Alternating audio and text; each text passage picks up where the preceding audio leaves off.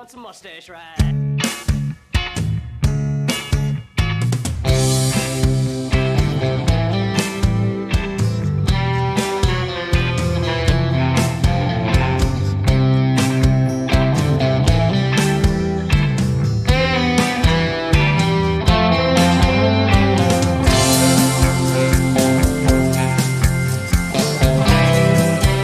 Do it. And so, yeah, I mean... You ready to roll? Oh, I'm always ready to roll. In fact, welcome to After Hours, guys. I should warn you, After Hours always has a cold start. Or a hot start. Whatever it's called. When I hit record and I don't tell you guys I hit record, that's what I do the After Hours. Either way, I am Christopher Stolle. Yeah. Welcome to After Hours. It's been a while since we've done an episode. There's a lot of crap going on. But here I am. I need to laugh. We're going to try to laugh. I've got two funny guys with me to make me laugh, one of which has an eating problem. He's got a terrible, terrible eating problem and a drinking problem. And basically Metallica named their live album after him. Host of What's Your F'n Binge, Mr. Christopher Rutter.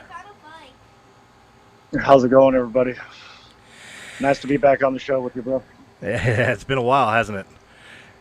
And also joining us tonight, one half of the group that tells a hell of a lot better jokes than the one I tried to make on Chris Rutter here. The host of Try Not to Laugh podcast, Mr. Andy Fligel. What's up, guys? I'm so glad you weren't talking about me before. I was waiting for you to say my name. You're like, all right, the guy's a foodaholic, he's an alcoholic, he's an everythingaholic, and I'm like, well, here we go, Chris Rutter. Woohoo! Yeah, I knew that was coming towards me because I'm always the one who's got shit going on. Well, I figured any headbanger fan would know which one I was talking about when I said Metallica named their live album after him in Live Shit Binge and Purge. Definitely. Yeah. So I had an interest. So speaking of which, man, yeah, go ahead. Go ahead. No, go ahead. I was just going to say this past week has been really super interesting in southern Indiana, and not gonna talk about the political landscape that's going on out there. I'm not going to bring up COVID facts or any of that shit because I know everybody's tired of hearing about it. But I have a couple of little interesting life circumstances that have happened in the past couple of weeks that are really funny stories. And they kind of shed some light on how things are kind of going out there with people that you wouldn't think would do these kinds of things. So you've been binging on this stuff essentially. Oh yeah, I have. I have really put in a lot of research on what's going on out there and similarities between different times in history and all this other stuff, and I don't want to get into a super serious show, so I'll just keep the anecdotes light. But yeah, please let's keep this one light. The last two After Hours that we did both went to a very dark place, and this is supposed to be the comedy show.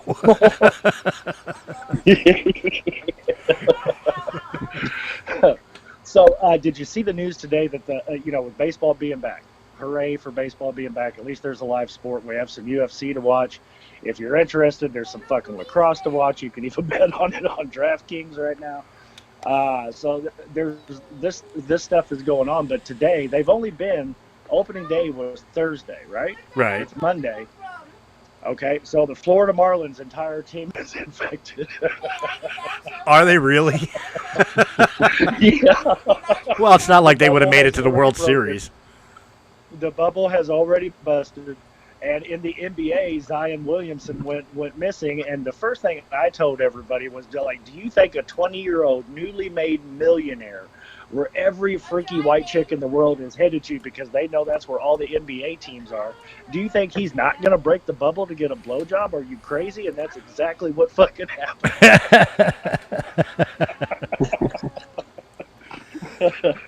Dude, I don't know. People have been getting nuts on this shit. One of the things that I know we don't want to go too deep into reality here, but one of the things that really irks me through this whole COVID thing, is right now some states, including my own, are trying to make it where it's punishable to up to 60 days in jail for not wearing a mask, Ours refusing is to not, wear it. ours is 90 days. But the luckily the attorney general was able to revoke it, and pretty much every elected sheriff of every county said we're not going to enforce this because that's not a real rule on the books. The governor has no right to do that. Well, that's the thing that bugs me and irks me about it. Is like, one, you're just making up rules as you go along, and two, I think Philadelphia is pretty much the same way. They're not enforcing it either, for the most part. But I mean, like, the other thing that bothers me about it is, like, you're letting criminals out of prison for fear of infection, but somebody who refuses to wear a mask, you'll throw in jail where they could get infected. Really?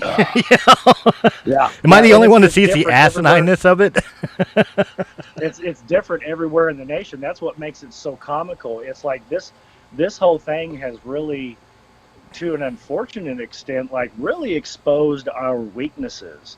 Not just the political divide that happens every 4 years, but all it takes is just a couple of people who want to anti-fact check or be unruly or whatever, and look at all of this division that's happened within the country. If I was China, I would be looking at what's my next propaganda campaign.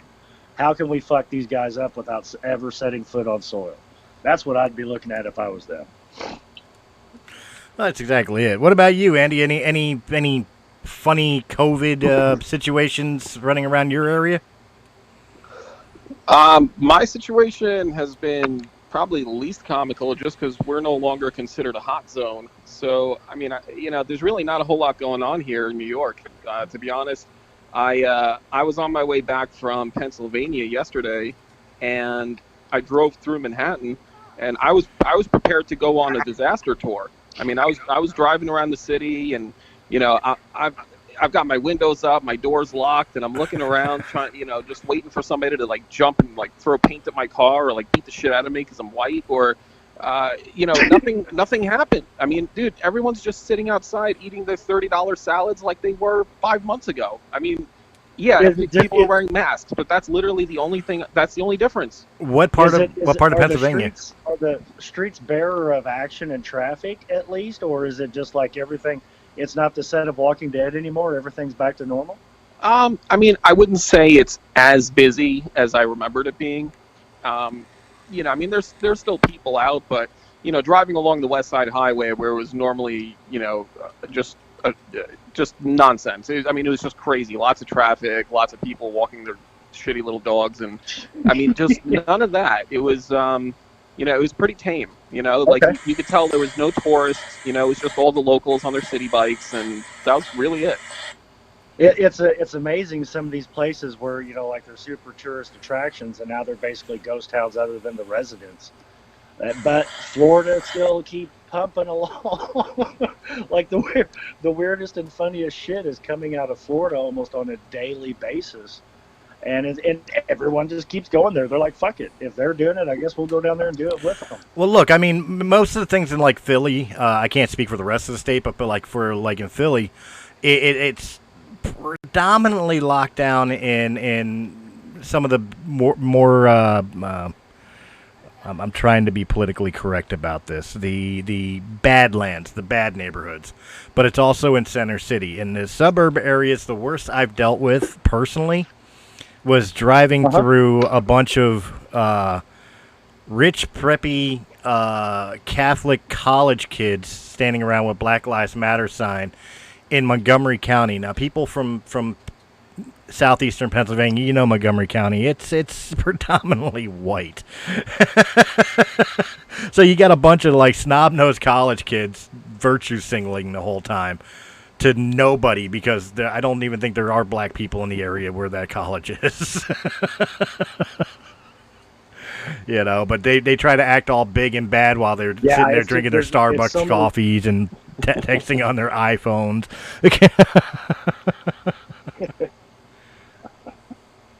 It's a joke. Did you see the how they're doing it differently and everything everywhere? But like in Texas, I'm looking at the lighter. Joe, my co-host, came back home for the 4th of July. That's something we haven't talked about since the last time me and you talked, Stolle. But Joe was able to come back home. They spent a week here. We did 4th of July. We blew a bunch of shit up. It was fun.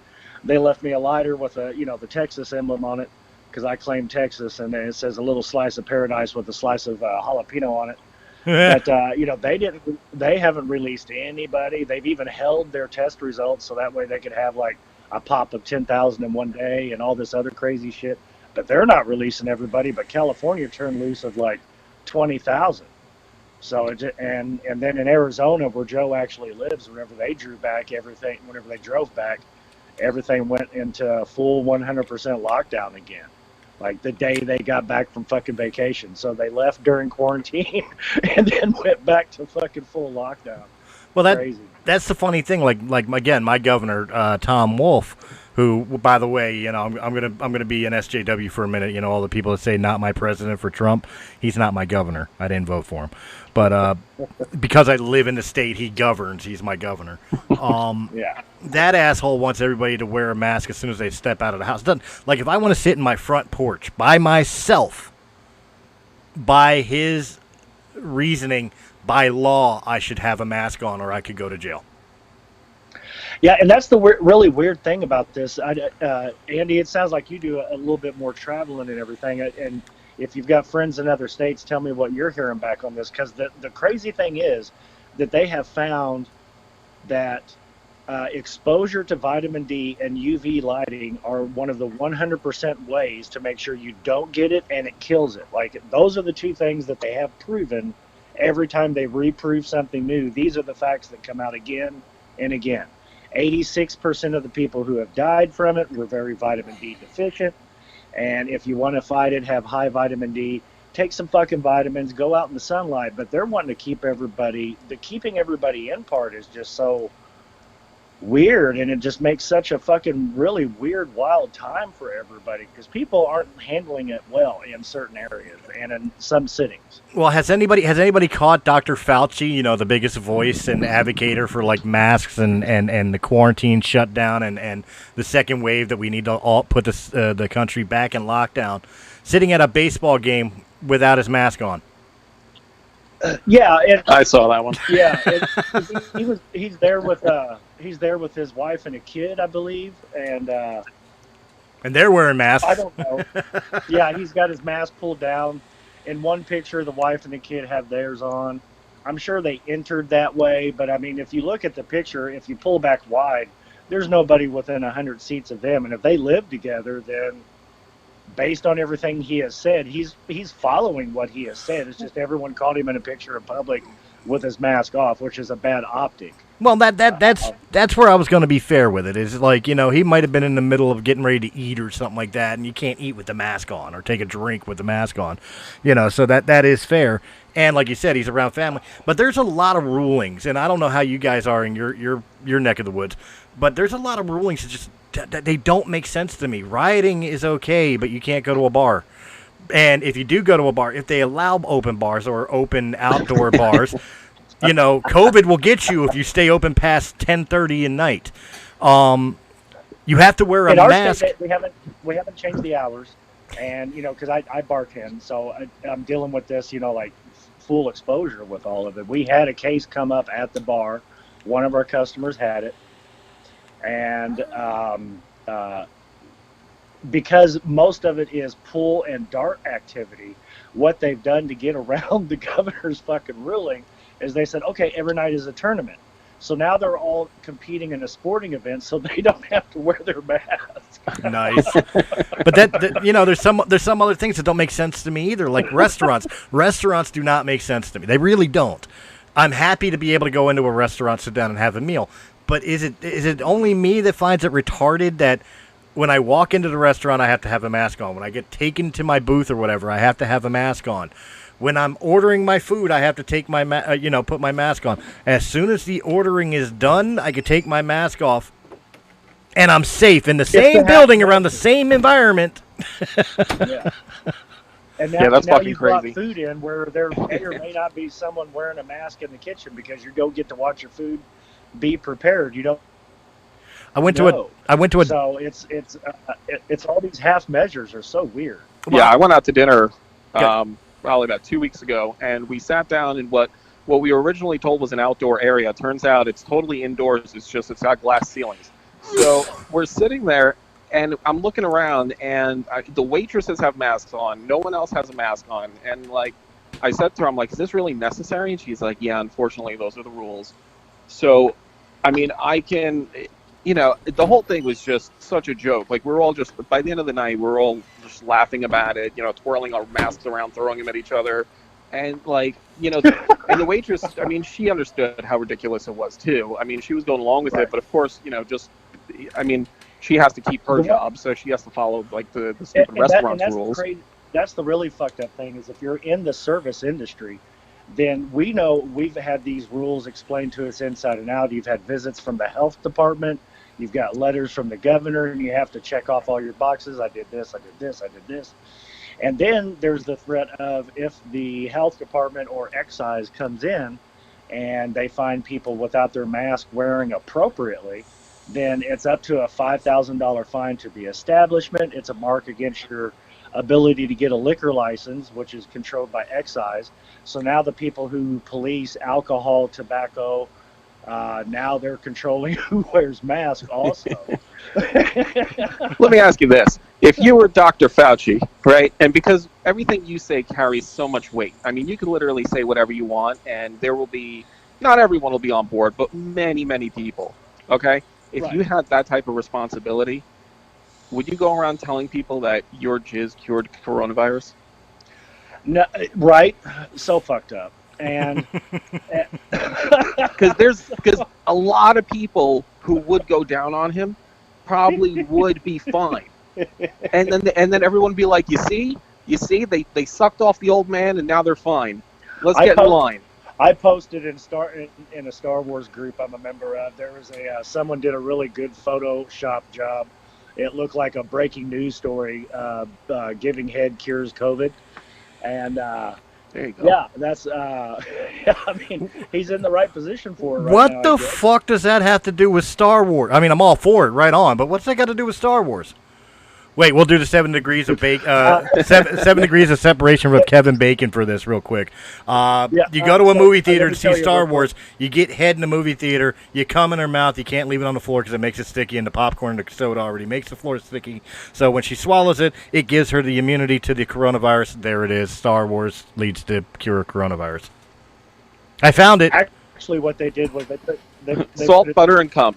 They put a challenge on to just post the 10th picture on your camera roll, and I just so happened to save that picture when I saw it. And I was like, all right, here's what you get. So I think coincidentally, the 10th picture in my camera roll, no matter how, every 10th picture is a dick pic, so I'd be in trouble. Oh, nice. just before you share it, go into your settings and change the contrast where it's like green or red, so that way you could just be like, look, it's a lightsaber.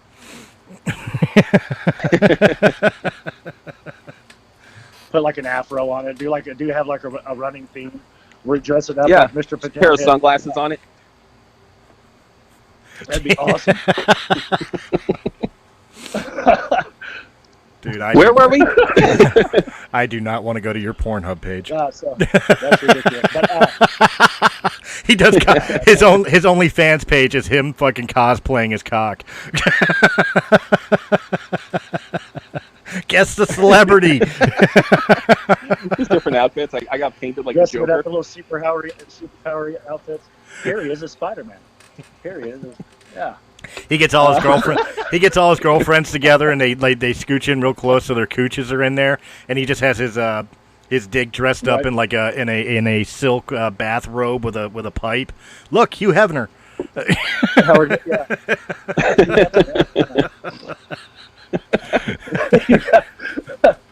And do the next day Stan Lee dressed in the same outfit.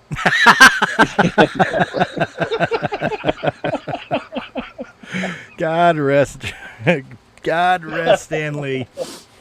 I don't even want to see how you do a Jim Henson impression. The balls are the Muppets. That'd be awesome. Anyway, so the other exciting.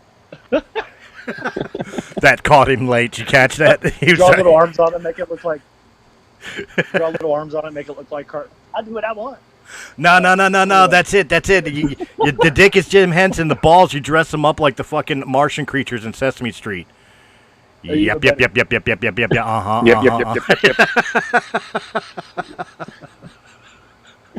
There's definitely a bit in that. Now all of a sudden I got Ronald McDonald and the Fry Guys on my mind. How did this show become about Andy's dick? It's just that big. It just was balls all along. We didn't know it. Jesus. So working in a bar, one of the more interesting things I've seen happen in quite a while was I had an all-out brawl Friday night. And the moral of the story is if you don't have the money in your pocket, guys, don't make fucking bets whenever people in the pool hall that you're doing this at are very serious about the money they're gambling with. So I ended up having about a 15-person brawl break out in this in my bar on Friday night. It was great. I was at the bar till like 6 a.m. There was blood all over the place. There was fucking shit broke. People got hit with pool cues, blah, blah, blah. It went down real big, bad, and in a hurry. And I used to be a bouncer at the strip clubs here in town also. So you would think, oh, okay, cool. There's a guy who used to be a bouncer. He's just going to fucking break up everything and everything's going to be cool. Well, not when it's just one guy and there's 15 of them. And, like, if you're just the employee as a bartender, like, I can't get out on the floor and just fight motherfuckers. I have to, like, separate the fight and try to get them broke off on one side, that side, or whatever the case is, and try to get the piece going and tell them, you got 30 seconds or I'm calling the cops, blah, blah, blah. But it was like the craziest fucking thing. Like, I wish I could get the video from the owner of the bar just so that way I could put it on there, because it had to look like the fucking Keystone Cops with 3 of these groups of 4 fucking people all around the bar. This fucking shit's going on. And you're talking about a bar with like a capacity of like 275 people or so. So it's a decent sized place. And we fucked this bar up, and it happened over a pool match. They were doing a race to 10, and by the time it was over with, there was $4,000 involved in the bet. And dude pulled out $40 out of his pocket. Oh, Jesus Christ! The fight was on, son. It was on from there. It was not good doings. Well, what kind of a bar is it? Just a typical hole-in-the-wall sports bar? Is it like a club? Is it what is it? It's a private club. That's the great thing about it. This is a nationally known entity. Okay, it's a fucking Chili's. No, it's a private club. Yeah, because there's some hot fucking pool action at Chili's. So it's the Fraternal of Eagles is what it is. It's a National Vets Society, yada yada yada yada. They do a lot of fundraising and everything. It's a great place, but mostly during the night, whenever I'm working, is whenever all of the pool hall stuff is going on. And then you have dart tournaments going on, and then it's not the daily old timers that come in and drink Busch Light in a glass. These are the kids that come in all night and drink fucking whiskey and soda and whatever, and play pool while they're doing it. So yeah, it's that kind of place. It's like 2 different worlds. During the day, it's like a very laid back, like there's 10 people in there maybe, and at night I have to deal with 100 people by myself, kind of deal. So yeah. All right, that's I've always it. been partial to the daytime crowd. I like townies. I like going in there and just sitting down with like some old drunk and having like 4 Manhattans with them. Whenever I go in early, I have a couple customers. I'm like, hey, how the fuck's it going? Tell me a story. And I get fucking the greatest stories ever. Exactly. And then at night, it's fucking chaos. Andy's the guy that likes the day shift workers at the strip clubs. He'll sit there and have conversations with the single moms, with the pooches hanging out and all that. Hey, guess what I do with my dick on a website? You want to see my dick? I got some new Chanels. I've got this cool slideshow on my phone. Here, check it out. Well, they don't have the same kind of food at night. That's when they start pushing the booze. So you're not going to get the same buffet. You got to go there at like 2 p.m. for the meatballs. I'll tell you what. Section scars. I'll tell you what, though. I'm scared to death of strip clubs. I am. I really am. I wasn't before. I just never liked going because to me it was like window shopping. Why? There's something wildly exotic. But I mean, like, it was always like window shopping. Like, I lived behind a strip club at one point. There's something mildly exotic about. About what? Mildly exotic about what? There's something mildly exotic about the strippers having to wear masks. About the strippers having to wear masks. That's cute. Cover everything. Uncover everything but your mouth. Let the other lips talk. That's all right. You know what? You know what? With the chain shortage, it seems like they're trying to push us all to credit card. How are strippers supposed to get tipped? Bend over. Well, that's where I swipe it. Yeah. Where do I stick it for the chip? They have. They'll have it on their watch. But I mean, you know, strip clubs, I lived behind a strip club at one point in my early 20s, and I would sit out and bullshit with the girls when they were on a break, you know, in the back of the thing, because the back of the club was literally next to my side yard to where I was living. And Brilliant. But they always ask me, it's like, why don't we ever see you in here? You live right next door. Why don't you ever come in? And I told them straight, to me, it's like window shopping. It's like, look, you know, why would I spend a whole lot of money to go look at shit I can't have, to come back home and do for free what I could have done for free just using my imagination? And not only that, my bathroom window faces your dressing room. True. And besides that, goddammit, that's someone's daughter. That's where I was gonna go with fear. Is like, you know, back in the day, it was just, you know, I wasn't really into it. Now I'm scared to death of them because I'm a father. And I'm scared of, like, I wonder about this, and especially with being a father of a daughter, you know, of a girl. I'm always scared that one day, like, I don't know how guys will be able to do it. Like, how many of you out there have walked into a strip club, like, you're avid strip club goers, and you walk into a club and, like, there's your daughter working. Yeah, there's a mental. You ever go in there and start telling them about your kids? They eat that shit up. They think it's so cool that you're a dad. Yeah, like they never had one. So for them, like, they love hearing that kind of shit. They eat it up. Like, you try to, like, they're like, so what does your daughter look like? And you're like, oh, she's blonde and she has fucking great blowjob lips. And she's like, that's so cute. Dude, you describe your daughter that way? Jesus Christ, son. No, I'm careful of who's in earshot. What's your daughter look like? Oh, she looks like an ogre. No man would ever want to touch her. That's the way she looks. That's my story, and I'm sticking to it. Stay away from my kid. Fuck, dude. Like, whenever my daughter turned to be like 21, that was like pretty much the end of that shit for me. Because like during her teenage years and everything, it was starting to get weird. And then whenever she was of age to be at bars, and I'm like, oh my God, all of my daughter's friends who I knew since they were like 14 or whatever, now I could run into them at bars now. So yeah, it's like very weird now. Having a daughter that age, and there's some guys who are just able to like disconnect it mentally and still fucking they're still balls deep in everything they can find, and I'm like, go for it, brother, that's cool, but yeah, I can't do it. That's weird. I'll tell you what, I don't get it, because I mean, like, that's got to be on the back of your mind. You know, because of the fact that, like I said, I'm thinking about it now. My kid's 11, so I know I've got some years before I got to worry about that. But, like, that's got to be in the back of your mind when you have an 18-plus-year-old daughter, and especially in today's climate where, you know, sex and shame just kind of don't exist anymore. Like, to give you an example, I'm friends with a lot of family members on Facebook, and, like, it creeps me out that I watched this one second cousin, you know, I'll just call her B for now because I'm not going to out her real name.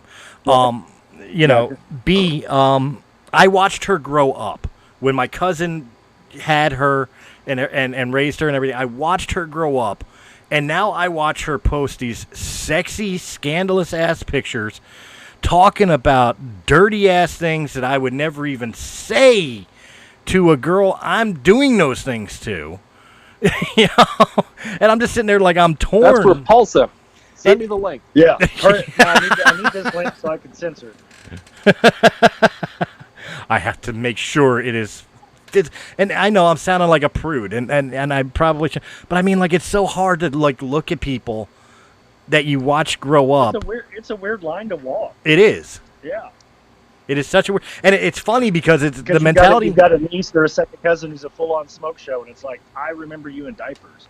Like, but when did this happen? But here's the funny thing. Like, I even do it. Find myself doing it now with people I don't I don't even know, but I look at these girls and, like, 20-year-old me who gave no fucks whatsoever would have been all about that shit. 43-year-old me is like, that's somebody's kid. You know what I mean? And like, when does that switch happen? Yeah. I know. I don't know. I don't know when it happens to us. I think it just depends more on the person, really. I don't know. Like, I don't know. Like, I look at it like, they're 18. I mean, yeah, I guess you did watch them grow up, so like that part's weird. Even if it's like your friend's kid, and you're not blood related or anything like that. I think it just depends on the person. I don't know. I feel like I could probably look past that. Well, yeah, and there's like a certain point, not for everybody, but there is a certain point for a lot of guys where that kind of there's a switch that gets flipped or something, and it's just a weird thing to look at. Don't get me wrong, I still look at it. But, I look at it too, but it's social media. Yeah. Social media has definitely put it out. I mean, it's not like talking about like you're walking through the mall one day and you see, a gaggle of late teens, early 20s, and you're just like, nice ass, or whatever. Social media, they're damn near slutting it up. Like I mean, depending on which social media, Facebook tries to keep it clean, but Twitter, you can find porn. There's no ifs, ands, or buts. You can find porn on Twitter. And these girls... TikTok is just straight up porn. Yeah. TikTok, Tumblr, Twitter, they're all porn. They're all porn. They're free porn. Also, all three of us have shows. All three of us having shows, you've gotten the invites or the friend or, people trying to flag you down or sliding into your DMs where these are Facebook hookers or Twitter hookers or whatever. I mean, we've gotten those, right? I'm not the only one. Oh, yeah, in wrestling we called them ring rats. Oh, yeah. You know? It's fucking crazy. Dude. I show them to my wife. I'm like, look, here's another Facebook hooker. I mean, dude, it's just... I will honestly say I have interviewed, a couple episodes back on Breaking the Fourth Wall, I have interviewed a girl who makes a living off of her OnlyFans page. Mm-hmm. Nice, intelligent girl. Hey, and one of the first questions... is totally cool. The OnlyFans is cool because everybody's going there and they're willing to pay for it. But the ones who are actively seeking you out, it's like these girls are thirsty to get in your wallet. But no, here's the thing I don't understand, and I even asked this of her. I'm like, how are you making money? Like, okay, you're a gorgeous girl. Of course, people are going to want to come see you do what you do. But how are you making money when porn is so fucking free today? You got Pornhub and RedTube. Like that interaction, man. RedTube. You have to have the response. It's weird. How do you make money off of it today? Well, because you're not making a connection with the girls that you watch on YouPorn. Right. But those girls are actually making a connection with these guys. So they may only have, let's say, 1,000 fans, and these guys are like diehard fans. And they all pay her $10 a month. Yeah, exactly. And because she replies to them, and whenever it's a live cam action, whatever it is she's doing, because a lot of these girls will just stand there and just model fucking swimsuits, and dudes pay $10 a month for it just to see a shot of that ass, whatever. Right. And I mean, these girls, there's comedians who are doing this right now because they can't get on stage and they were making money at the Laugh Factory or at the store, and now they're not. So, there's a couple of them. There's one girl who's doing her stand-up routine, and she does it topless. She's turned it into, this burlesque thing that she's doing. So she's kind of like that. She's kind of like the female version of that dude, The Machine. Because he's walking around topless doing stand-up comedy. The one about the Russian mafia train robbery. That guy? Yeah, 15,000 subscribers per episode now. And I mean, fuck it. If you could do it, do it. Fuck it. Right now. I mean, get your money. Yeah, and that's awesome, dude. I don't know. Fucking whatever. More power to them. You know, if you're going to find a way to capitalize on stuff like that on the internet, I mean, I know that there's certain consequences with making those types of decisions. I mean, at some point down the line, those tits are going to turn into slices of pizza, and nobody's going to pay to see them anymore. And then she's going to have to get a real job, and then they're going to say, well, what have you been doing for the past 12 years? And she's like, oh, I used to show these things off, and now I'll be making pizza. Well, to quote Ron White, it doesn't matter if they're hanging to the floor, you still want to see them. If I was her, I would show my If I was her, I would show my bank statement and be like, well, I made $1.8 million. How about you, bro? But that's kind of my point. sex, we all know sex sells. You know, the porn industry has always made money because sex, even when it was completely taboo, sex sold. You know, whether it was strip clubs, whether it was 900 numbers, whether Now that it's so accessible and free, I got to imagine their bottom lines are dropping. Because why am I going to pay you a whole bunch of money for shit when I can go see it for free? You know what I mean? Or am I completely off base here? There's just a whole group. There's just a very large group of guys that will respond to just the personal action that they get off of it. If she says, "Oh, hi, Rick," dude got all of the acknowledgement. That's worth his $10 a month. I promise you. There's a huge group of dudes out there like that. No, you may be right. I agree with that. I think the personal attention and that little bit of extra, flirting with, like, especially throwing your name in there. I mean, you throw a little bit of Bitcoin at these girls on, like, through like a bait type of site, and that's it. They own you for pretty much until you got no money left to throw at them. And they're good at it. And the dudes they mention by name, like, there's a $5 tip, blah blah blah. I mean, fuck. You can pull up clips of it on fucking Pornhub, and then that's how they pull you in. Then the next thing you know, you're talking to a chick. There's tons of guys out there like that. I guess you're right. I mean, maybe I'm wrong. Yeah, but like I just worked in the strip club so long, dude, that I just know just tons of guys throw the money, man. Imagine how oversaturated the market would be if it were the other way around. Right? like the three of us we wouldn't even be having this conversation right now. All three of us would be in front of a camera masturbating right now. I'd be too busy showing someone my dick, I guess, yeah. Well, that's the thing, like with OnlyFans and shit like that, with OnlyFans and shit, there's guys who do it too. But do you think they make the same amount of money? Like, is there just as many thirsty women out there like, oh yeah, baby, play with them balls. let me see the poop shoot, baby. I mean, there's dudes with sites. Yeah, there's dudes with sites, but I don't know if they're catering more towards the dudes or how much the female action part of that actually is. Because I mean, let's face it. They get everything they want for free if they want it. I mean, is it weird? Would it be weird for a guy? Would it be weird for a guy to do it? Like, I don't know. It's maybe it's because of the straight man mentality of myself here, But like, Chris, if you told me tomorrow you're going to have a fans only page, and you're going to do blah blah blah, I'd be like, well, brother, get paid. Well, no. But understand what I mean. Yeah, I'm pretty sure no one would even care. No, but here's my point. Go on a job interview, they'd be like, Chris, what have you been doing for the last 5 years? I see there's nothing on your resume. You're like, I've been jerking it off in front of a camera. What's it to you? Like, no worries. I'm sorry I asked. You got the job. Yeah. Just don't shake my hand. I would do it. I would do it. Just nobody wants to see my old fat ass in front of a camera, but naked. Trust me. Again, there may be a fetish for it. Who knows? But is it for me? Maybe the mentality is being an old straight guy. But is it weird? Like, I know women are fine with being naked on camera and having guys watch them, and most of them are fine with like knowing that lesbians or women are checking them out too. But on the opposite end of the coin, guys, like, it's not just women checking you out. You know that, right? Yeah, that's what I was saying. But there's a world population of 7 billion people. If I want to charge $10, I guarantee you there's 1,000 people out there. I'll take $10,000 a month if I had something to fucking show. That's it. And women, it blows me because women could be creative with it. They've got toys they got with it. They can do different positions, and they can use sexy lingerie or non-sexy lingerie, change areas in the house, and keep it fresh and original. Guys are basically just plop, spread eagle, just start stroking. Like, what else do you do?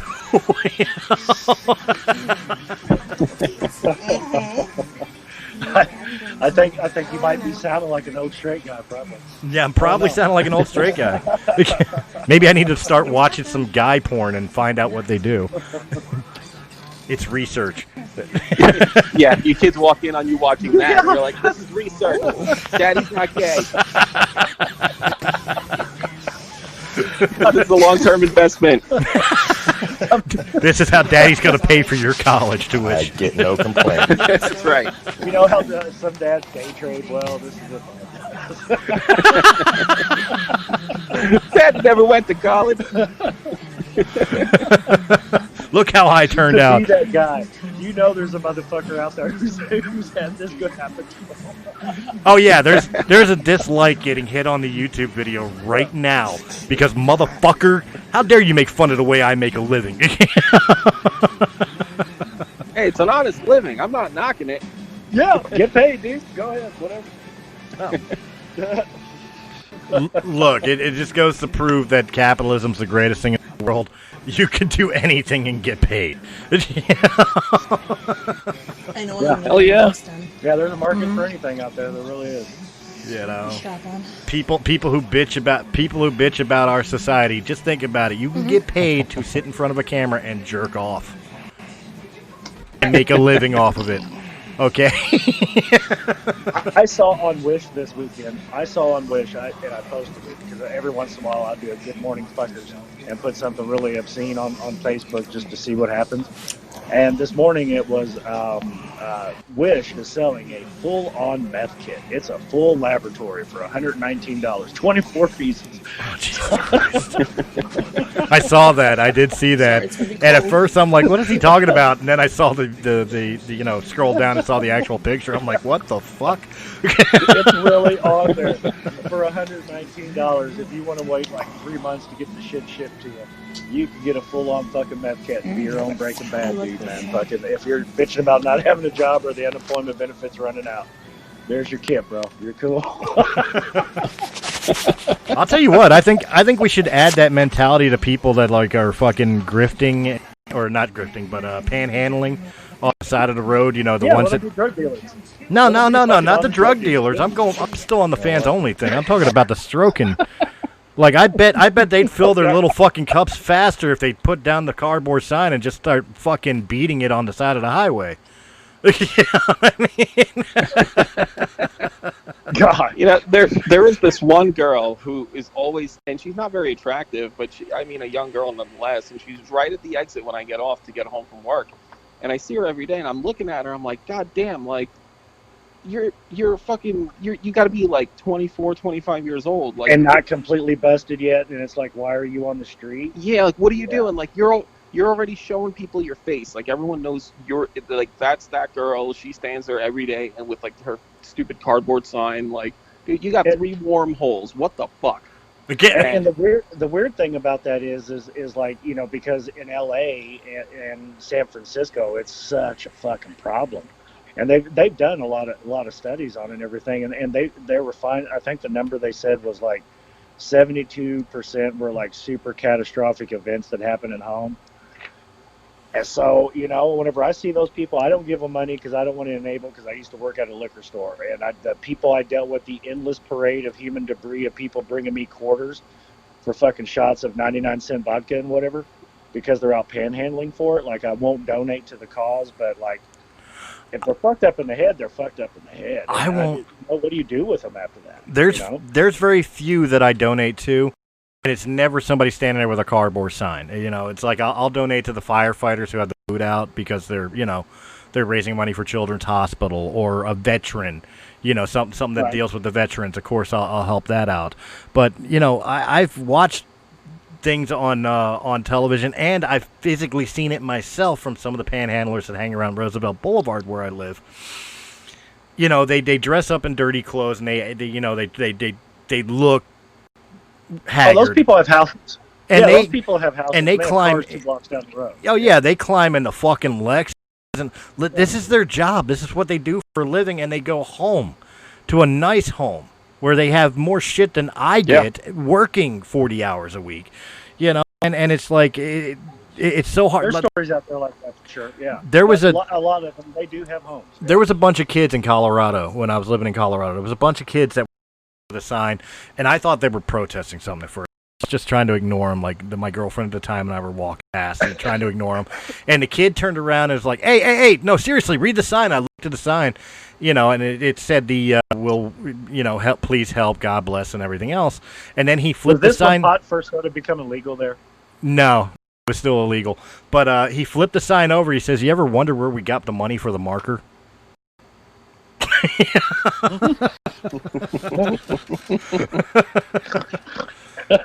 There is a lie, though. There was two. There was two people in Colorado. There was two people I would give money to just because their signs were, one was honest and one was funnier than shit. I had to give money just on props. The one sign, the funny sign was that's fun. The honest sign was, "Why lie? I need a beer." And the one that just I couldn't help it. The sign literally said, "Need parts to repair my spaceship." Yes, that's my kind of guy. That's awesome. I want to party with that motherfucker. You know what? I don't usually give to the cause, but you guys earned that one. You know what I mean? Yeah, the guy with the spaceship, man. That's my guy right there. Yeah, I read an article about this one guy from Colorado. Actually, he, I guess for whatever, I'm sure he didn't give his real name, but he was saying that he would commute from the suburbs into the city every day into Denver, beg for money, and then commute back home. And his wife thought that he had an actual 9-to-5. This dude was clearing like 50 grand a year cash. And so that's like an $80,000 a year job, yeah.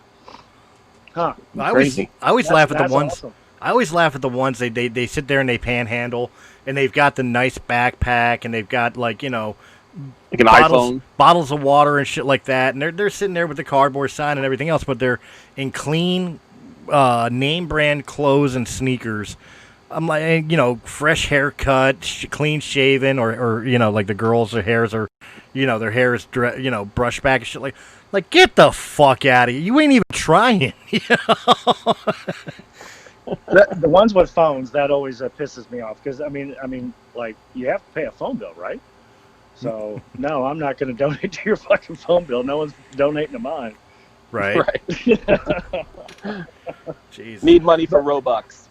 So onto we don't have this show anymore, Chris, but as a member of the Tinfoil Hat Society, what do you guys think about the government admitting to the UFOs and uncovering a craft that is not of this planet? Is that legit? Because it is 100% legit, and it is not in the news cycle because of everything else that's going on. Whenever Pentagon first released their papers, it was in the news cycle for about 18 fucking hours.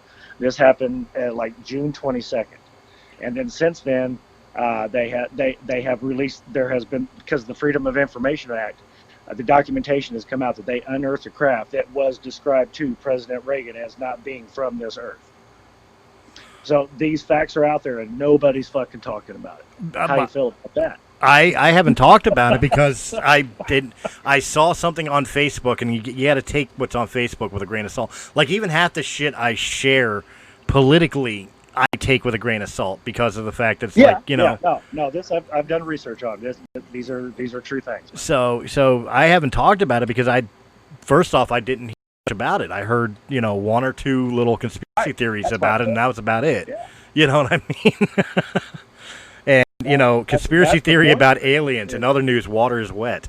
I mean, but that's a weird thing for the Pentagon to release those papers. Talking about, they've proven Bob Lazar was correct 39 years ago.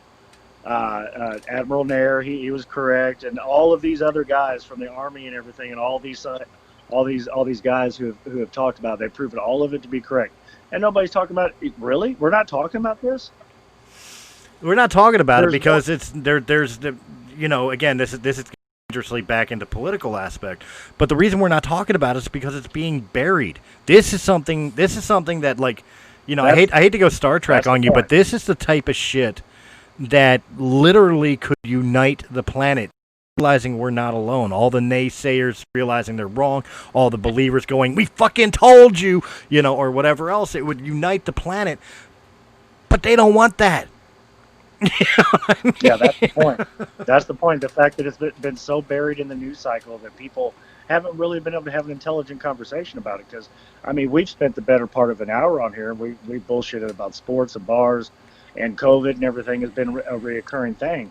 But in not talking about this and not like Sam Tripoli's the only person who's fucking talking about this. You can't, they didn't even talk about it for 10 minutes on Fox or CNN or any of the other news organizations. So it was completely, legitimately fucking buried. And like as citizens of Earth, we're not fucking talking about this. I think people are just over it. People have been bullshitting about aliens for years, and now everybody's so skeptical of it. There's a very small portion of the community that actually even cares or believes it anymore. I think it's just not enough of a sexy story to sell. It's so much easier to sell everything else that's going on. Funny thing that you bring that up, because in October of 2019, there was this new virus that was in China, and everybody was making fun of bats, and it wasn't a sexy story to tell. Well, here's the major thing about it.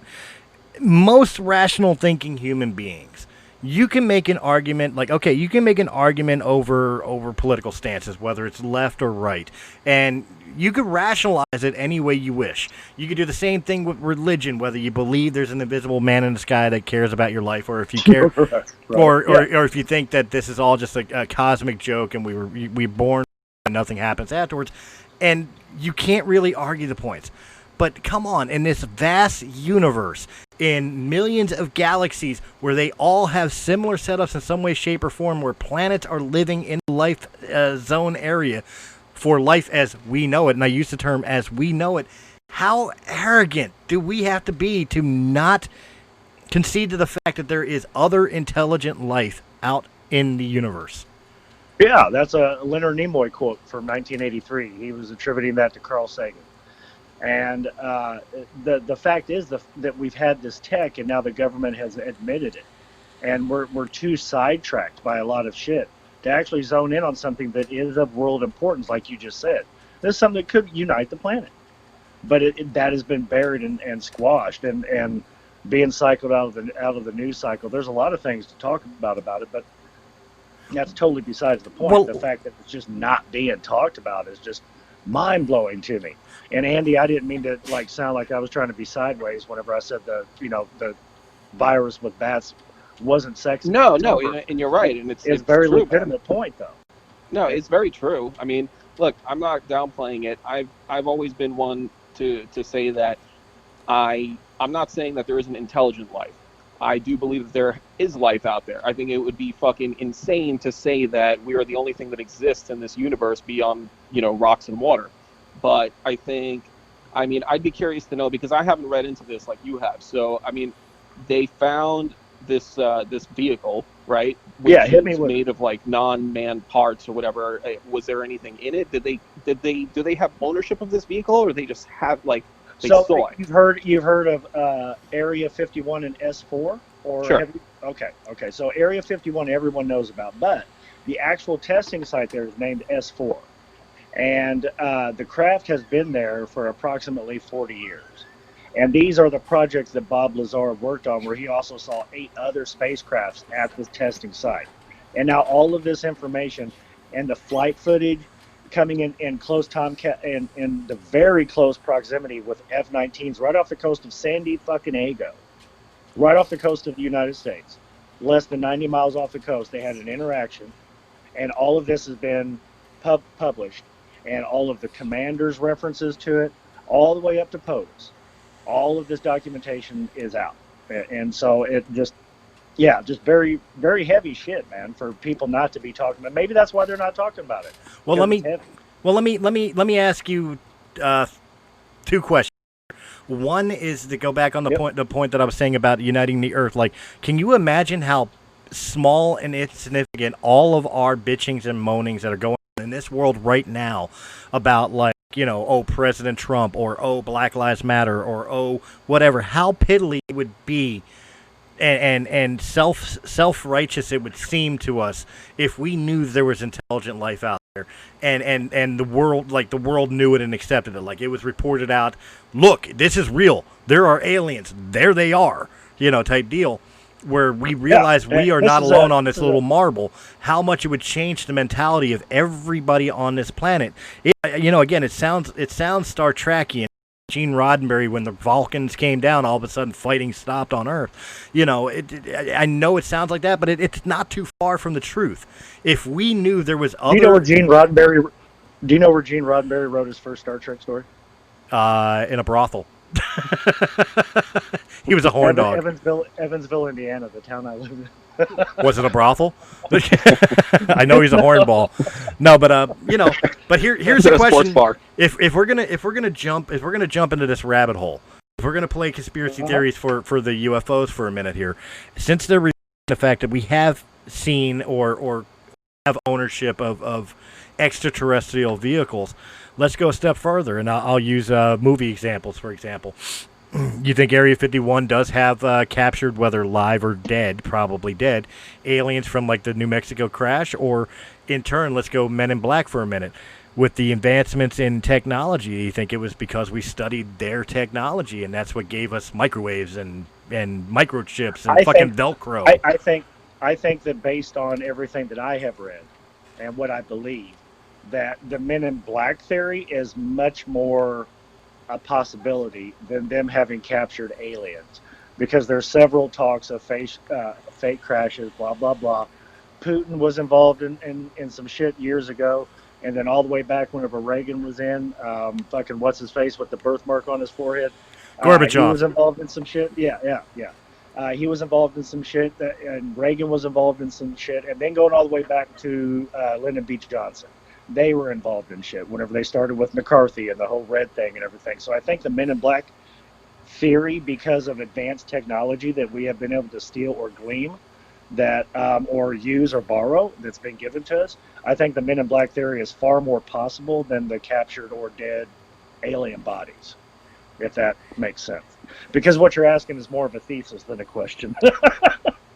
Well, right, but that's my point. It's like, do you think maybe some of the advancements, because there's been hell of advancements, thinking about in my lifetime. If you look at the past 40 years, it's more than the past 5,000 years. Are you serious? That's my point. Of course, it has to be something that we have found.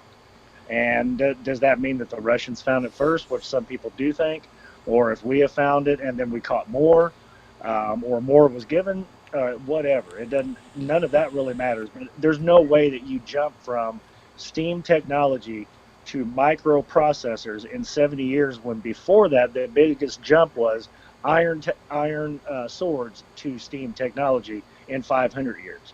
It doesn't work that way. That's exactly right, and I mean, even when we jump to microchip, you think about the fact of the days that like microprocessors took up a whole entire room. Now every year we have a phone that comes out that's more powerful than the last one. By leaps and bounds. The phone I'm recording on right now, because it's the newest Apple, is literally 12,000 times more powerful on microcomputing seconds than the space module we landed on the moon, supposedly. 12,000 times faster and stronger than Whoa, wait a minute. Don't tell me you're one of those moon deniers. I always leave it up for an argument. Don't be one of those people. Even the Mythbusters have proven that's real. I know it. I have no say one way or the other. I just say supposedly, because there's so many people who argue one way or the other. So I walk a line on that one. Although going back to finding UFO findings, it might explain why we've never gone back. Right? It could. There are stories about that. China, who actually did launch their last rocket in the fall of last year to go to the moon, supposedly the Egyptians leaked out information that they were going there to get water. Oh, wow. Yeah. So what? Yeah, that's a true story, bro. That's a real story. Yes, that is a real like AP posted story. It was 3 a.m. They were parched. That's a real fucking story, man. Yeah. That is the equivalent of the fucking father says, "I'm going out for cigarettes. I'll be right back." Never comes back. It doesn't come back for 7 years. Yeah, exactly.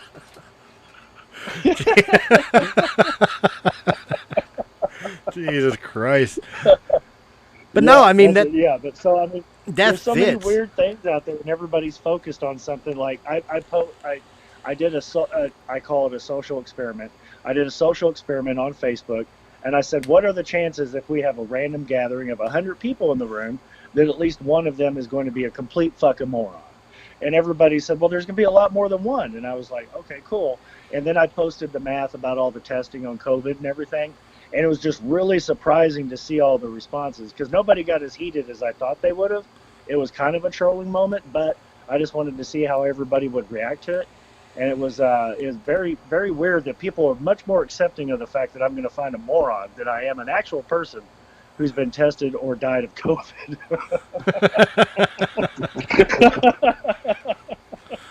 Well, I mean, come on. Let's think about it for a second here. NASA gave up on the space program for all intents and purposes. NASA gave up on the space program, but Donald Trump created the Space Force. Like, we needed military in space, and then so that's a great mini-series for What's Your F'n Binge fans. I definitely highly suggest you watch it. But anyways. Oh, what, Space Force? And then on top of it, you have a business move, technological mogul saying, "Fuck it, if NASA's not going to go into space, I will." Elon Musk is the man, dude. Yeah. Yeah, but we seem to forget. Like, Elon is the man. I'm not taking away from him. But remember, the dude from Virgin wanted to do it first. He was trying to do it. Yeah, so he was trying to do it, but he wanted to commercialize it right off the bat, and he didn't have everything else plugged in as well as Elon was able to because of the electric car, digging the tunnels through LA.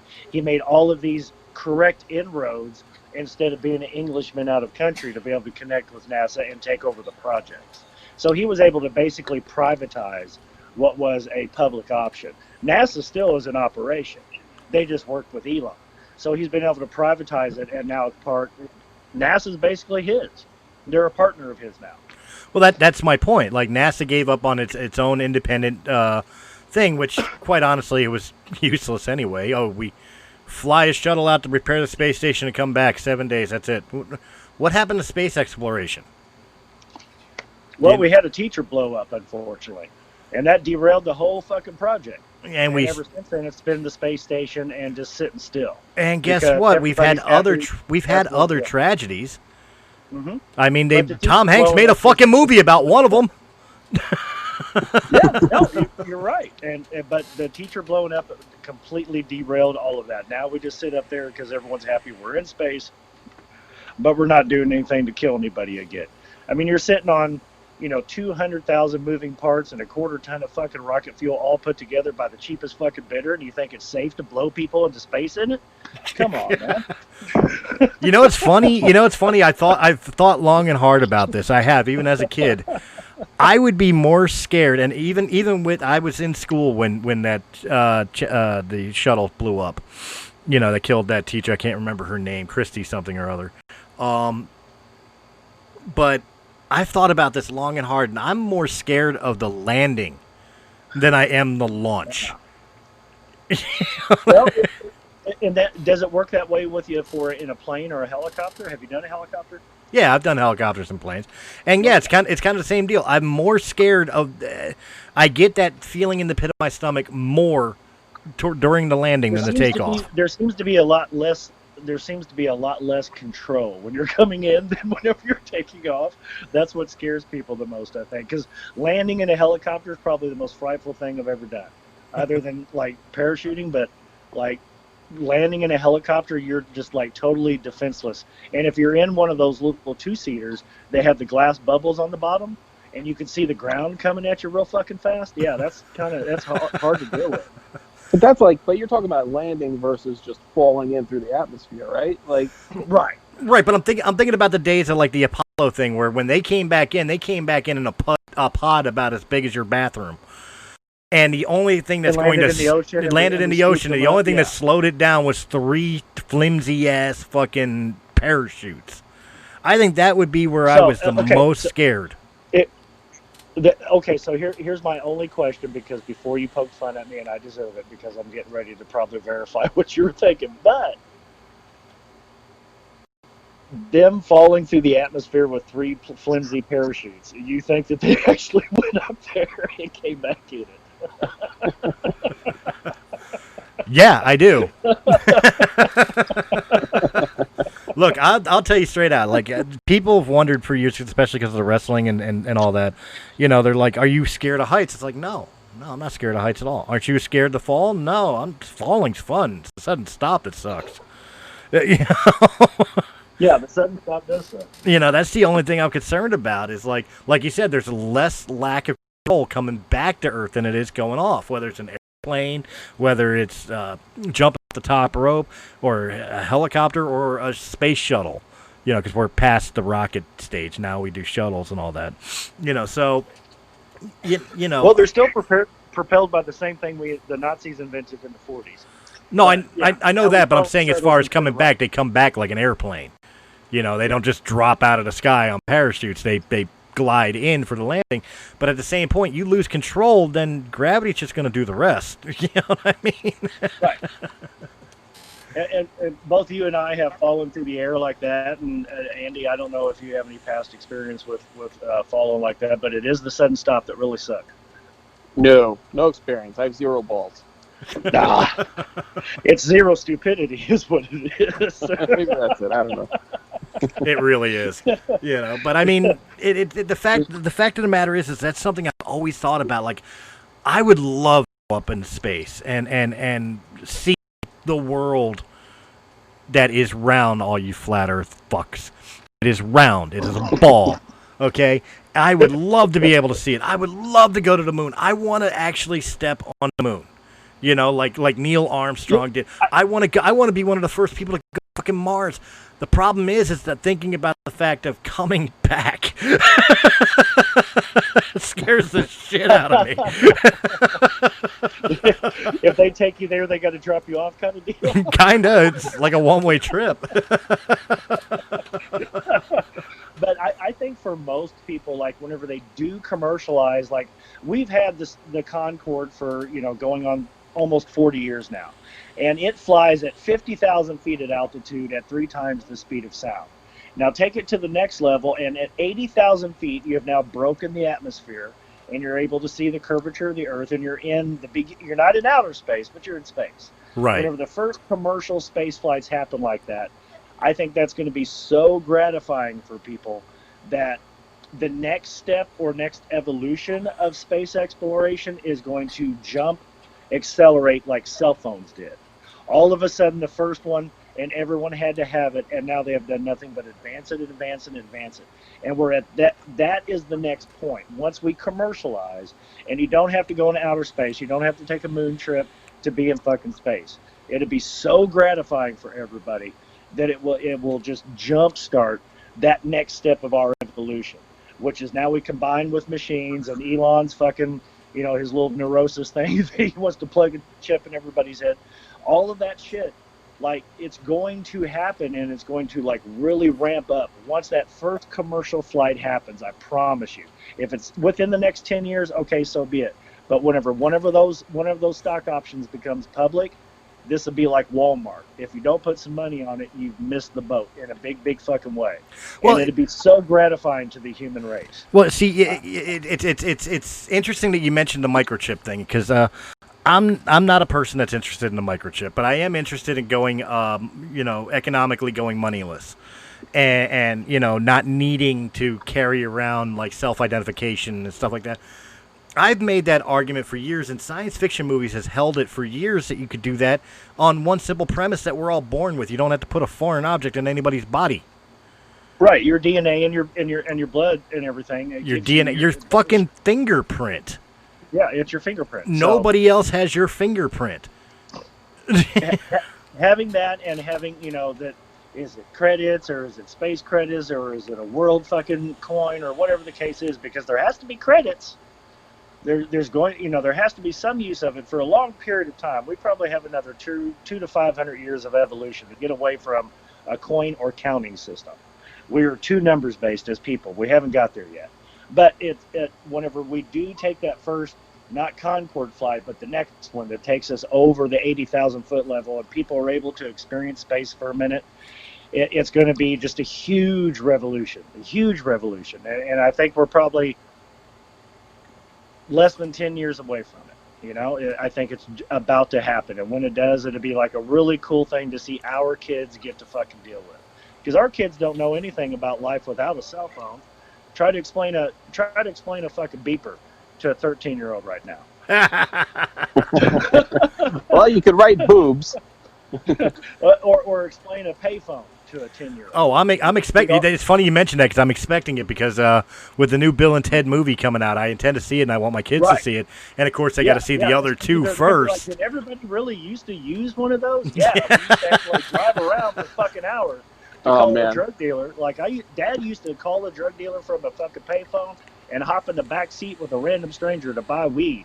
And now you just get to go to the drugstore and pick it up. Yeah, right. That's the story. Yeah, it's really weird, man. You went into the bad neighborhood. You gave someone you don't know money, and you waited for 15 minutes, kind of chewing on your fingernail, hoping no one knows you're nervous. And now you just get to walk into the CVS and pick up 2 grams of Kush. It's fucking weird. had to drive 5 miles to go find a dark alleyway to hook up with a hooker. Right. Now I could just fans only. Remember that one bridge dude? That one bridge old guy got fucking knocked over on, and the house 3 miles up the road from it. That's where I got to go, but you got to wait at the gas station 2 miles up. Yeah, that fucked up shit. Yep.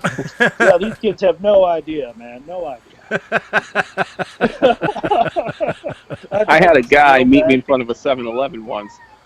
And when I started walking towards him, and he was trying to be all inconspicuous, so he took the bag and shoved it into the coin return of the payphone and walked away as I handed him a 20. Yeah. He shoved it in there so far, I stood there like an asshole for 15 minutes trying to dig this bag out from the coin return. And not drop all the weed in it? Yeah, because it's probably all shake. Yeah. Dude, there was this Cops one... are pulling up, they're looking at me. There was this time out in the woods, my cousin and I, we're standing out there, and we had shake left. We had nothing, and we had papers, obviously, but we had it was like the crumbs at the bottom of a chip bag. We were lucky if we got a pinner out of it, type deal. Yeah. And we're trying to roll this fucking thing up, and we all of a sudden out of the corner of our eye we catch this dude walking up, scuzzball, all fuck looking, right? This dude's been out in the woods for a while. And we get paranoid. I don't know why, but we get paranoid. Like, hey, it could be a cop. Look, hide your shit, put it away. Dude walks up. He's like, you guys got any papers? And my cousin and I just look at each other, and we're like, oh, well, fuck it. And we handed him. Probably got the best shit ever, yeah. We hand him a paper, and he fucking reaches into his pocket, and he pulls out this neon green nugget, like the size of a fucking turd. And just drops it on the paper and says, see what you can roll with that. This homegrown Hawaiian red hair. That's awesome. That's like running into some real old school fucking hippie fucks. Like I grew up with all of that shit. Like they had whenever Fleetwood Mac recorded that Tusk video at the Miami Stadium. Right. And they're doing the march and everything. So my dad was in the horn section on that tour. So I'm being like carried around in a papoose with all these crazy hippies from like 1973, 74, 75, like trolling around the fucking country with them and just like dealing with them after the fact. Like the first time I got into weed or the first time I got caught drinking. And it was one of the old school fucks who caught me before my dad did and whipped my ass or whatever. Then, dealing with all of those old school motherfuckers, and they're like, it'll be all right, or here's what you need, don't get ripped off with that shit. Like the kids today, they're not going to have to deal with any of that. They're not going to have any knowledge put on them by these old school fuckers who have gone through it. You know what I mean? Because it's just, so there's a layer of common sense we're eliminating for yet another generation. It's and that's very weird to me too, because these kids they're all like super book smart but have no common sense smart. Not all of them, but I mean just such a huge portion. The attention grabbers for sure. You're not wrong, and I think a lot of people have also mixed fantasy with reality, and what I mean by that is that like they've been so caught up in the media in general, whether it's social media or movies or music, and the lifestyle that all that gives is, for lack of a better term, it's kind of utopia without instant gratification, without any consequences. Like it's a joke, but too many people are too comfortable with the idea that they can say whatever they want and not get punched in the mouth with it. That's a joke, but it's the God's honest truth. Too many people think they're protected now. That's a real Mike Tyson quote. He's the first person who said that, which is so funny because people think of Mike Tyson and they think he's an idiot. Well, I mean, he's got like a $10 million fucking weed farm and he's getting ready to sign this fight. Look, I don't think Mike Tyson's an idiot. He's going to destroy it. At one point, it's so funny. At one point, Mike Tyson was touring the country, doing a one-man show of fucking Shakespearean sonnets. Come on, I don't think he's a joke. And I would, even if I did think he was a joke, I would never fucking say it because that man could kill me with just a glare. but there's so many people who have thought, oh, Iron Mike. Ever since the Robin Givens thing, there's so many people that wrote Tyson off as like being this dumbass. And he's come out of it, and now he's getting ready to do the benefit with Roy Jones and everything, and he's done so much. It's like so fucking weird. Like he's kind of like a Renaissance dude, really. If you were to sit back and get past how he talked and just saw what everything that he's done and created, you'd be like, whoa, that's a very cool fellow. But because it's Tyson, nobody really gives it any credence. I'm just laughing at his one-man show of Shakespearean sonnets with that fucking tattoo on his face and a puffy white shirt. To be or not to be? That is the question. That took so much courage, dude. That's so crazy that he was able to do that. Like, just fucking who the fuck else would do that and anyone talk about it? Right. Anyone else would just laugh about it. It would be the end of it. But here it is, like 20 years later, it's being brought up in a conversation. Well, he's like who? A very interesting guy. Even if you thought it was retarded, like if he stood up on stage in spandex with the white puffy shirt and like the gayest look on the planet, and he was screwing up every sonnet that he was quoting or whatever else. Not one person would ever, I don't think anybody on the planet would have the balls to turn around and like, yo, Mike, you suck and you gay as shit. Yeah, like nobody walked out and nobody said anything sideways. And they're afraid he'll kill them. Yeah. Right, because he's crazy enough to jump out into the audience and just fucking take out the whole front row. Didn't he tell Joe Louis, I'm going to fuck you till you love me? And whatever he told that one guy, I want to eat your fucking babies. Yeah. And God damn, man. I mean, he has so much attributed to him that you just think he's an outright psycho. But ever since he did DMT and shit, and then he did the Shakespearean plays, and then he did the one-man show, the one-man comedy fucking show, and then he's done the movie appearances on The Hangover and everything, like he's become this like altruistic different kind of dude, and then all of a sudden he's like, fuck it, I'm gonna fight again. So you don't know what to think. Is he crazy? Is he not crazy? Like, he's just it's such a weird character in life, man. It's awesome because Muhammad Ali wasn't like this, and neither was Joe Louis, or I mean, we didn't, nobody had seen nothing like this, like Mike Tyson. No way. So I mean, it's really cool. I remember the only time I was ever pissed off at Mike Tyson. The only time I was really ever pissed off at Mike Tyson. Like it should be the answer should be when he was accused of raping Robin Givens, of course. But the only time he really pissed me off is paying for pay-per-views for a Mike Tyson fight. But that was the legend. That's what it was. Especially that first fight. We first got out of prison. That fucking 8-second fight. Yeah. We all have that. I paid $70 and he knocked him out in 13-second story. We all have that. That's the Mike Tyson legend. And if you were to really look at his career, he's 0-5 against the best. He was 45-0 against everybody else, but he was 0-5 in the fights of his life. So, but he gets all of this credit of being up there with Muhammad Ali as the greatest ever, but he was never really tested except for the 5 fights he lost. So, and then people think of him as this crazy maniac, and he's done all of this smart shit. And, his podcast gets 1.2 million views a week. Wait, what? He's got a podcast?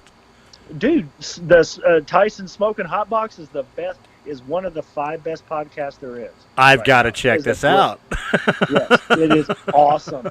He's had everybody from some of the Giovanni's crime family. He's had fucking Michael Buffer on there. He's had fucking UFC fighter on there. He's had, the heavyweights, of course. He's had all of these personalities. He had Joey fucking Diaz and Burt Kreischer on there. It's a great show. Is it wrong of me that right now I'm thinking my dream boxing match I would want to see? It could never happen, obviously, but, that I would want to see. You're talking about, like, people who come back to boxing and dominated for a short period of time. Like George Foreman? I'm thinking George Foreman versus Butterbean. Oh, wow. Now, that was talked about at the end of Foreman's that was talked about at the end of Foreman's reign whenever he lost it and went back and got beat real bad the second in the rematch after he lost the belt. They were talking about a Butterbean fight with him, and I don't know where it went, but I do remember that being talked about. That it would be more box office now because they're both fucking 60. Of course, yeah. I want to see Conor McGregor fight Butterbean. Oh, Lord. Conor McGregor would pepper the fucking shit out of him, but it would be great to see Conor take that punch, right? I got that one punch. I kind of want to see. I kind of want to see CM Punk versus Ronda Rousey in the octagon. Ooh, man, Ronda would get him in the first, I think. Oh, of course. I think. Of course. and look, I've at one point I was actually friendly with CM Punk, so I'm not dogging him or anything else. He's a nice guy. But go back to wrestling, bro. You don't belong in the octagon. I gotta be real, man. Like he would listen to this podcast. If you're listening, go back to wrestling. it's just for your benefit, man. You just don't belong there. Yeah, or we'll kick your ass. You have as much business in an octagon as I do on an OnlyFans page. Just don't do it. But I mean, like. There's some crazy ones that I would want to see. Like, I could even point out like wrestlers I would want to see in an octagon or a boxing match. Look at fucking Bart Gunn for wrestling history when he fucking went with Butterbean on the WrestleMania. They didn't fucking choreograph that. Bart was an ex amateur boxer, so he fought Butterbean. Got his ass handed to him, but he went toe to toe with him. What about like all the technology they have now with like holograms? Like, when you they have hologram concerts where you could see like Elvis or Tupac. Like, they should start doing that with like MMA fighters and boxers. Just like pin up like really like weird combinations of fighters. Well, isn't that kind of sort of how they introduced Rocky 4 with the prediction spot of who between Drogo and Balboa? Or it was one of the Rockies, I remember. They pulled that. It was one of the newer ones, yeah. Yeah. Where who would win in this fight? I think we lost Chris. Oh, he got his camera on. I'm sorry. He's got his camera on. A nice look at your popcorn ceiling. Yeah, it would only let me do that. All right, fuck it. I was not wanting to do video because I was incredibly high before we started talking about doing the show. So, anyways. But I mean, like, it's funny you mentioned that because, yeah, I mean, we could definitely do that with holograms where we could have like dream matches and dream fights and all that stuff, and that would be cool. But I don't know. Would it be cool just having a bot predict which hologram would actually win? Because I don't think technology would be able to really get the human factor right. And we know the human. I don't think that we would be able to get the excitement out of. I don't think we'd be able to get the excitement out of the hologram effect. I don't think we would really be able to truly immerse ourselves into like really digging it and it having the right effect until VR hits that point, which is probably like a couple generations away. The way it's going. Once it does get to that point, because right now they have the one where you're walking on a skyscraper and you walk out on the metal beam and like you feel like you're up in the air on it. Right. And they have the one where you're doing the archery and you can feel the tension. It's starting to get there. So I think once VR does take that step where you are really immersed, that you feel the cool air on your sweat kind of deal or the palpitations that come with being way up in the sky. I think once it does move to the next couple generations, or if Elon's fucking chip comes around, then that's whenever having that hologram like Muhammad Ali versus what's his face from the 1890s who did the origination of the Queensberry rules.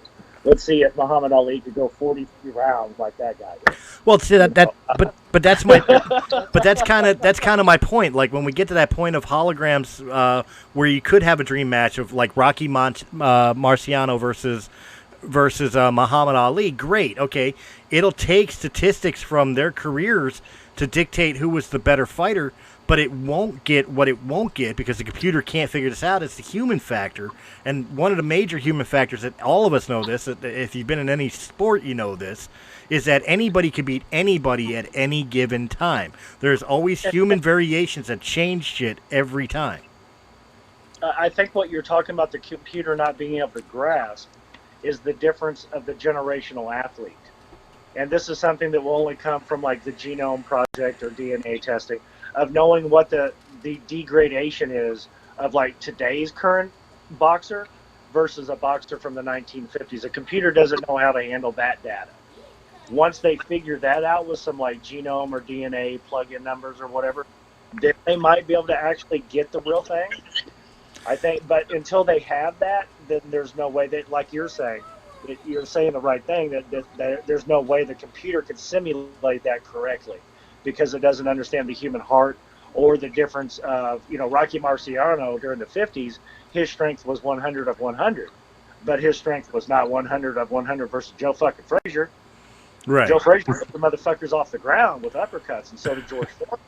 That's a totally different 100, Right. Right. And now you got what's his face, the Gypsy King. That motherfucker is like a 300-pounder with technical skills. Like, put him in the ring with Marcy. Marcy only weighed 193 when he had the title belt. He only weighed 193, and this motherfucker weighs 265, and is stylistic, has skills. Right. The computer can't figure that part out. Once it can, and I think it's like a DNA or genome kind of deal, that once they're able to plug that shit in to show the separation of generations, strength-wise and quickness-wise. Because, like Joe Louis, he's 100 speed, but he's not 100 speed versus fucking Conor McGregor. Conor McGregor's a different 100 speed, And I don't think a computer can do that. No, I agree, but I also think there's, like I said, there's the wild variable of the human nature. Any given day, statistically, 9 times out of 10, let's say for sake of argument, in a street fight, you could kick my ass, but there's that one time, that one day where you were off your game, right?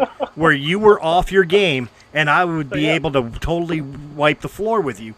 The computer would not be able to figure out that variation. It would be able to figure out the 1 time in 100, or maybe the 5 time in 100, but the true 1 time out of 10 possibility, like it wouldn't be able to factor that in right without cheating or fudging numbers, and then it would fuck up the numbers the other way. Right. Because it doesn't understand the human condition. And, like, there's going to be some days a motherfucker's going to wake up and you ain't going to stop him. And it doesn't matter what generation he was going to go up against. There's days LeBron wakes up that he could beat Michael Jordan. There's days that Michael Jordan woke up the majority of the week that he could beat LeBron. Right. But there's days that LeBron wakes up and he can beat Michael Jordan. Look, so could Kobe. Look, the only they could do it every day, and Michael could just because he woke up. Well, look, the only way we're going to argue, the only way we're going to settle this argument, the only way we're going to truly be able to settle this argument is not going to be through computer statistics and holograms. We just got to go straight to the cloning process. You got to have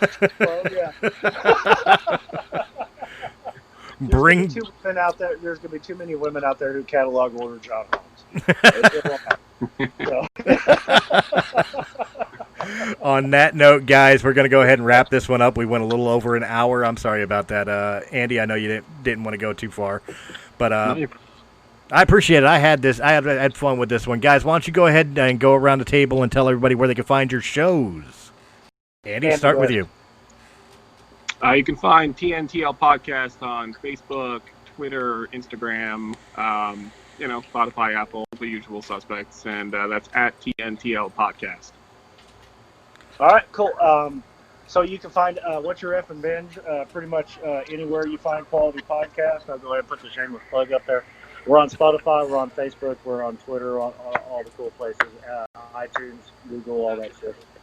Just look us up at what'syourfnbinge.com. You can email us at what'syourfnbinge@gmail.com, and you can get a hold of the website at what'syourfnbingelifeactivated.com as well. And, of course, guys, for After Hours here, Breaking the Fourth Wall, and the newly reformed Realm of the Mist podcast, which basically took all the other podcasts and meshed it up into one roundtable show, simply because I'm the only guy left in Realm of the Mist, and it's just too much for me to do by myself. You can find all those right here on YouTube. Just hit that like button, subscribe, share, comment. We want to hear what you guys think of the stuff we talk about and everything else. Of course, with our guests here now, which will be joining me for, Realm of the Mist podcasts on occasions and all that as well, because even though Blown Spot has been shut down, Mr. Rutter and I are still going to talk wrestling on fucking Realm of the Mist. It's just going to happen. Believe that. And since we were talking about it earlier, I just got a notification. I don't know if you guys heard it come through or not, but I just had another Facebook hooker hit me up. Nice. So I have to go show my wife and delete her request. But anyways. You should have a good night. Fuck that. Put her on. Bring her into the group chat. We'll interview her right now. I've offered that with a few of them. I feel like, hey, if you just drop the bullshit and get on fucking live with me right now, I'll do an interview with a lot of customers. I promise you. And like all of them are like, oh no, I don't want to do that. I was like, yeah, that's what I thought. Mm-hmm. I've offered it to like a dozen of them. We'll expose them right there. And of course, guys, you can find us in the audio format. Just look up Realm of the Mist Entertainment on Anchor.fm, Apple, iTunes, Spotify, Pandora, iHeartRadio, and all the other usual suspects, as Andy said. And guys, we will catch you next After Hours. Have a good night. Have a good one, y'all. Good night, guys. Hey guys, it's Chris from Realm of the Mist Entertainment. If you enjoyed this video, please hit that thumbs up button. Like, share, comment, subscribe. Check out all the other great podcasts that can be found on Realm of the Mist Entertainment's YouTube channel or our sister channel, Sounds Dicey Gaming, for all your tabletop needs. And if you prefer your podcast in audio-only format, check out Realm of the Mist Entertainment on Anchor.fm, Apple, iTunes, Spotify, Pandora, or wherever quality podcasts can be heard.